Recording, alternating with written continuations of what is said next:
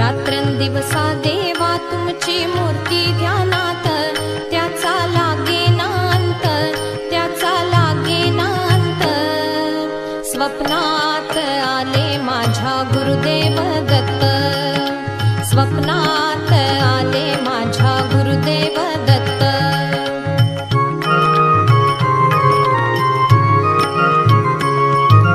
दिव्य स्वरूपी सडा टाकत होते अंगणात, अल्लख म्हणून भिक्षा मागत आले दारात.